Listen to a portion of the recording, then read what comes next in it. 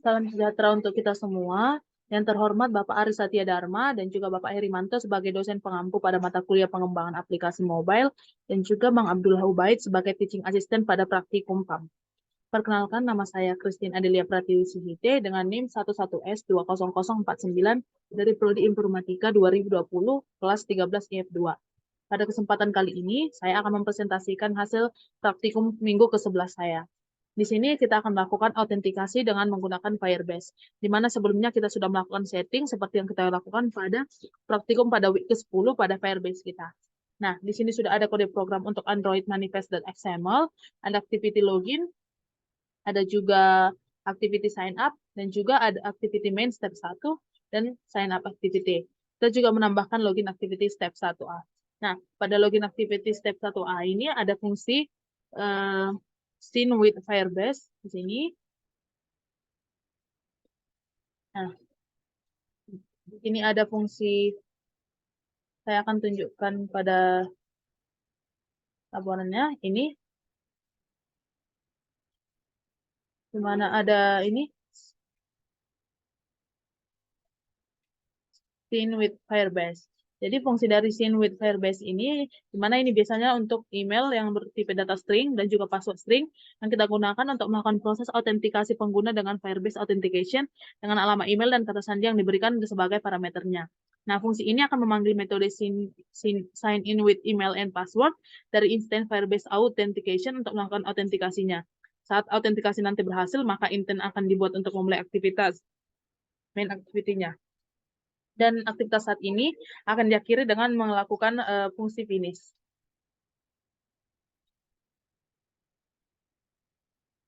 Selanjutnya itu di sini juga ada main activity yang kita tandai sebagai step 1A, sehingga nanti hasil dari kode program kita ini adalah seperti berikut. Jadi di sini ada aplikasi sederhana yang di mana kita dapat mendaftarkan email kita dengan email dan juga nantinya kita bisa masuk ke dalam aplikasinya.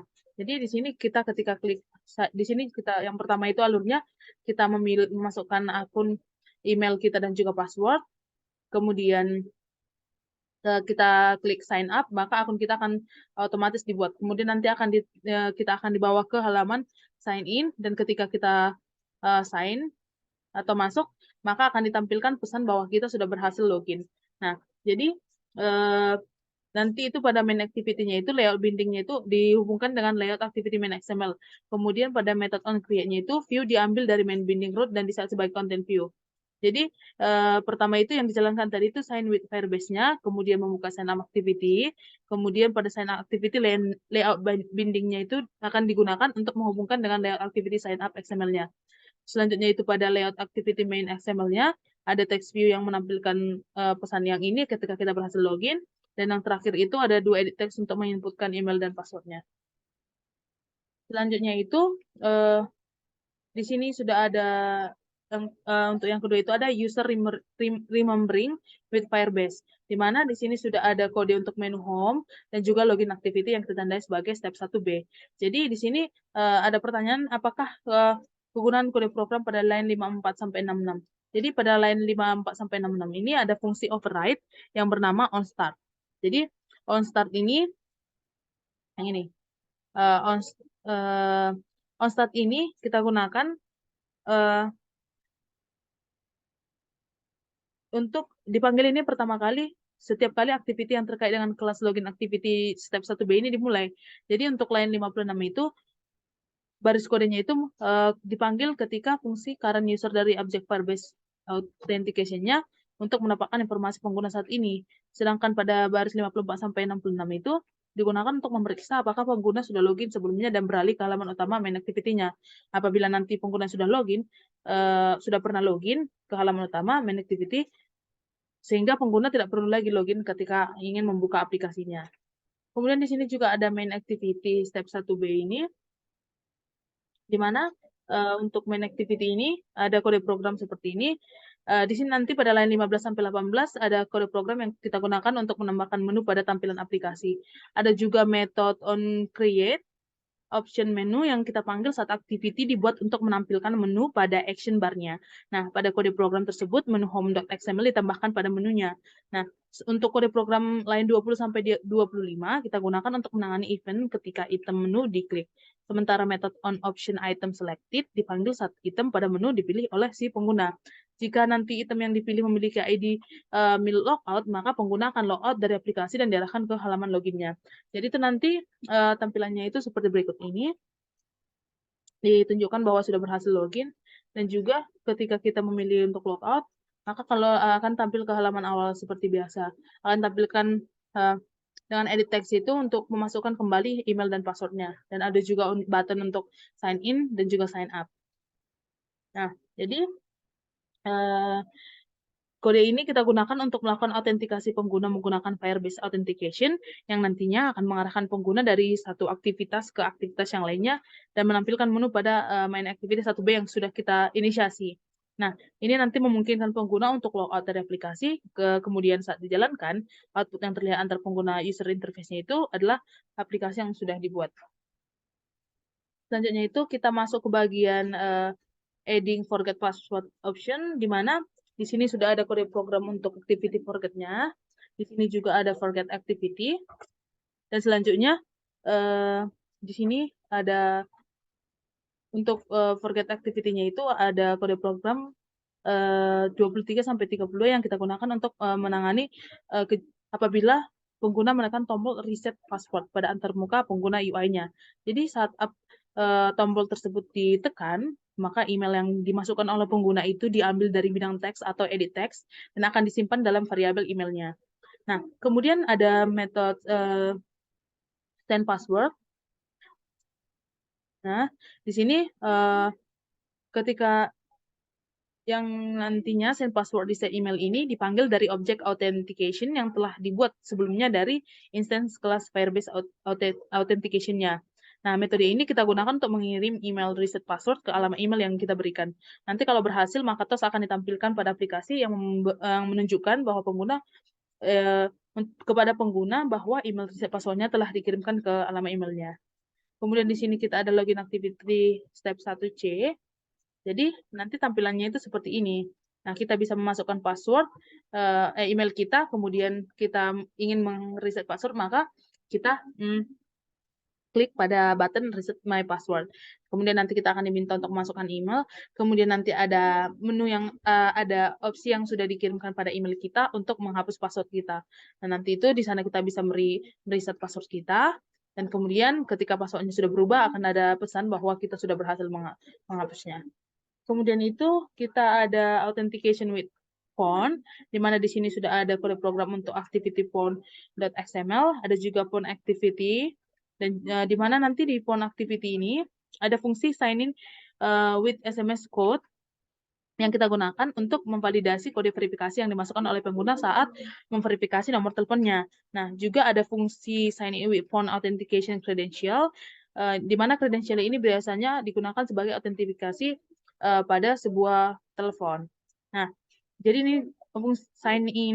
signing with phone authentication credential ini kita gunakan untuk autentikasi pengguna menggunakan credential yang digunakan yang didapatkan melalui kode verifikasi nanti nomor telepon. Jadi ketika kita masukkan nomor telepon kita, kode credentialnya itu akan dikirim ke nomor telepon ini. Jadi ini nanti menjadi parameter credential yang merupakan hasil dari pemanggilan phone authentication provider get credentialnya yang menggunakan parameter kode verifikasi dan kode yang dimasukkan oleh pengguna.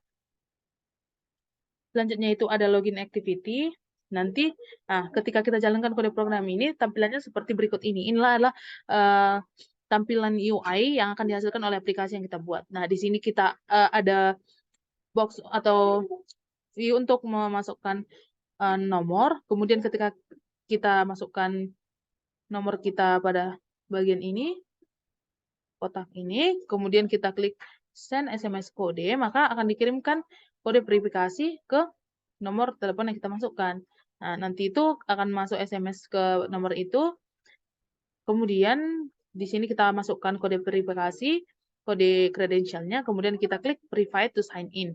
Nah, nanti otomatis akan dibawakan ke halaman bahwa kita sudah berhasil login untuk aplikasinya. Kemudian di sini ada itu push notification. Nah, di sini ada push notification. Yang pertama itu ada My Firebase Service, di mana di sini sudah ada kode program seperti ini. Nah, di sini ini kode program untuk My Firebase Service ini merupakan implementasi Firebase Cloud Messaging atau FCM untuk mengirim dan menerima pesan pada aplikasi Android. Nah, di sini ada kelas My Firebase Service ini turunan dari kelas Firebase Messaging Service yang tugasnya untuk menangani penerimaan pesan dari server FCM. Jadi terdapat dua metode di override dalam kelas ini. Yang pertama itu ada on message receive message ya, atau remote message, dan kedua ada on new token, yang dimana tokennya itu biasanya dalam bentuk bertipe string yang dipanggil ketika perubahan pada token dikenali pada perangkat. Selanjutnya itu ada kita akan diminta untuk memodifikasi Android manifest-nya, di mana nanti hasil aplikasi ini adalah aktivitas-aktivitas yang mendefinisikan update my image activity, on activity, for activity, sign up, login, dan main activity-nya. Nah, kemudian pada activity login activity-nya itu ada intent filter yang menjelaskan bahwa login activity itu adalah aktivitas utama dalam aplikasi yang akan diluncurkan pada aplikasi terbukanya. Kemudian di sini ada cloud storage, di mana yang pertama itu ada selecting an image from the gallery, di mana ini ada item image.xml-nya, ada activity main XML yang kita tandai sebagai step kedua, ada juga activity main. Nah, ada juga pada kode program main activity step kedua ini ada fungsi choose image yang digunakan untuk memilih gambar pada galeri kita, di mana nanti fungsi akan mengecek apakah aplikasi sudah mendapatkan izin dari si pengguna untuk membaca penyimpanan eksternal. Apabila belum ada izin, fungsi akan meminta izin tersebut. Nah, kalau misalnya izinnya sudah dapat, maka fungsi akan membuka galeri perangkat dari si pengguna dengan mengirimkan intent dengan tipe, image, dan aksi action get content dengan menggunakan activity result launcher, yang dimana ketika si pengguna memilih gambar dari galeri, maka fungsi on activity result akan dijalankan untuk menangani hasil dari pemilihan gambar tersebut. Nantinya akan ditampilkan gambarnya itu pada image view-nya. Jadi nanti pada UI-nya itu seperti ini. Jadi ada aplikasi di mana kita bisa memilih gambar dari galeri kita. Nah, kemudian akan meminta izin pada perangkat kita untuk mengakses fotonya. Kita izinkan, nanti akan tampillah galeri atau foto yang kita ambil dari galeri kita. Seperti itu kira-kira. Selanjutnya itu ada saving the selected image to cloud storage, di mana di sini ada kode program untuk my image sendiri, ada main activity step 2B-nya, dan selanjutnya itu pada main activity-nya ini ada fungsi upload foto, yang dimana yang ini fungsi upload foto ini kita gunakan untuk mengunggah gambar yang kita pilih ke Firebase Storage dan kemudian menambahkan informasi gambar tersebut ke Firebase database-nya. Jadi pertama sekali fungsi akan mengaktifkan tombol save dan menampilkan progress bar untuk menunjukkan bahwa proses upload sedang berlangsung. Selanjutnya itu fungsi akan mengambil URI dari gambar yang dipilih oleh pengguna dan mengunggah gambar tersebut ke Firebase Storage dengan nama yang unik dengan menggunakan WID. Nah, apabila uploadnya nanti berhasil, fungsi akan menampilkan pesan image upload atau bahwa artinya gambar sudah terupload dan akan mendapatkan URL unduhan gambar yang akan dipanggil fungsi add image to database-nya untuk menambahkan informasi gambar seperti label, URL unduhan, dan nama gambar ke Firebase database-nya. Jadi dengan kode program ini kita akan menampilkan beberapa fitur seperti pengambilan gambar, upload gambar ke Firebase Storage, penyimpanan data ke Firebase Real-Time Database, dan autentikasi pengguna dengan Firebase Authentication. Selain itu, kode tersebut juga akan menunjukkan penggunaan beberapa komponen UI seperti image view, progress bar, edit text, dan juga button.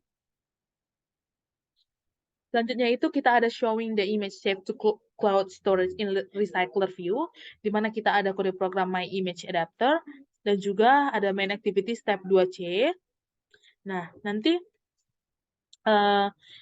pada kode program main activity ini ada fungsi retrieve data yang ini.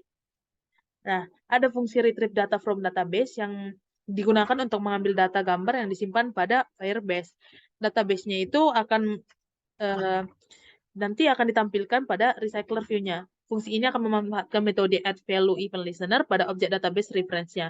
Nah, di mana metode ini akan menambahkan event listener untuk menangani perubahan data pada sebuah lokasi database.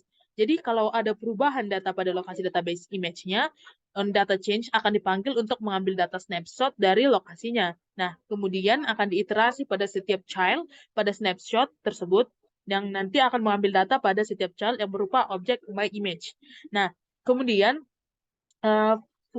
dengan ada juga fungsi ini yang bertanggung jawab dalam menampilkan data gambar yang tersimpan pada Firebase database-nya. Jadi nanti pada tampilan UI-nya itu tampil seperti ini. Nah, di sini itu kita bisa tambahkan sebuah icon, kemudian kita klik untuk nanti yang akan ditampilkan ke deskripsinya, misalnya ini ada icon kontak, saya tuliskan kata ini kalimat ini icon kontak, kemudian klik save, nanti itu akan ditampilkan pada jadi berupa list dia bahwa ada gambar atau label yang sudah kita masukkan tadi. Nah, di sini juga ada pesan atau toast message yang menunjukkan bahwa image atau gambar itu sudah ditambahkan pada database. Selanjutnya itu kita akan melakukan updating the image save to cloud storage, di mana di sini kita pertama sekali sudah memodifikasi Android Manifesto XML, kemudian kita membuat activity update my image XML seperti ini.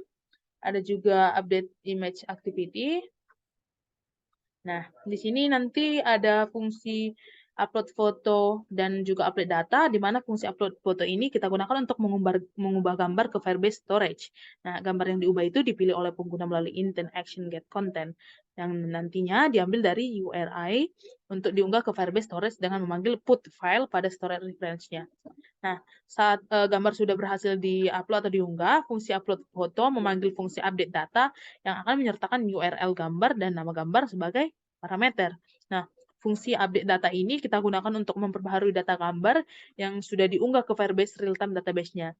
Nantinya itu fungsi ini akan mengambil ID gambar dari intent yang diterima, lalu diperbaharui labelnya, URL, dan nama gambar di Firebase real-time database-nya yang dipanggil menggunakan update children pada database reference-nya.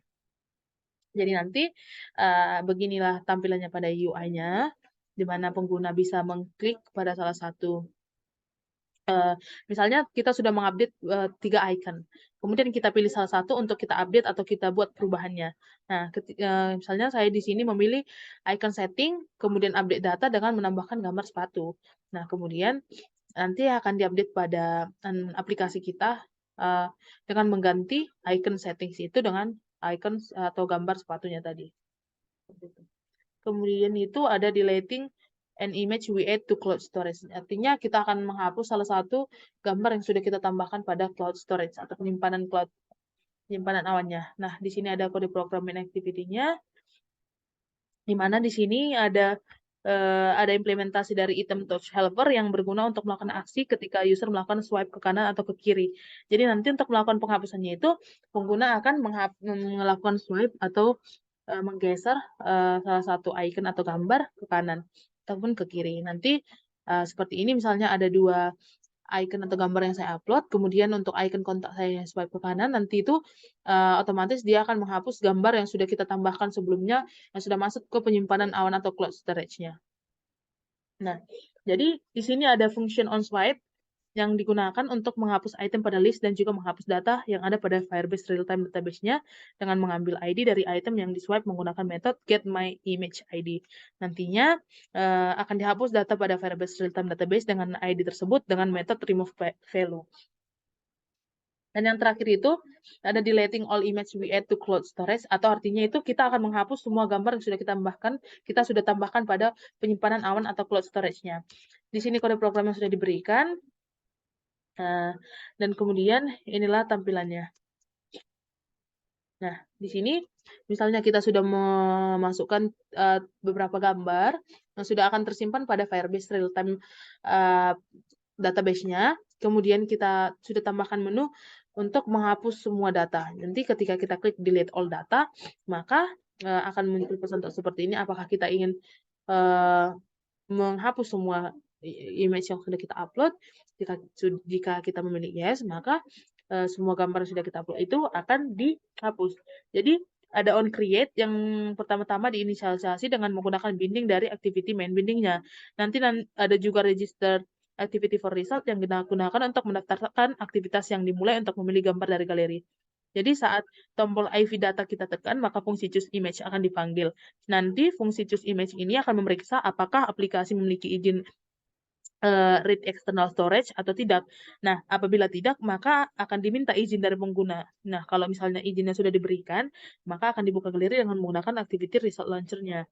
Dan kemudian eh, ada juga variabel dan fungsi yang kita gunakan seperti image URI yang untuk menyimpan URI gambar yang dipilih, dbref yang digunakan untuk database referensi dari Firebase database-nya. Ada juga storyref yang merupakan storage reference dari Firebase storage-nya. Dan my image list yang digunakan untuk release my image-nya. Jadi eh, di sini nanti dengan kode program ini kita memungkinkan pengguna untuk menghapus sekaligus data yang sudah kita upload. Demikian hasil presentasi dari saya. Apabila ada kesalahan dan kekurangan, saya mohon maaf. Sekian dan terima kasih.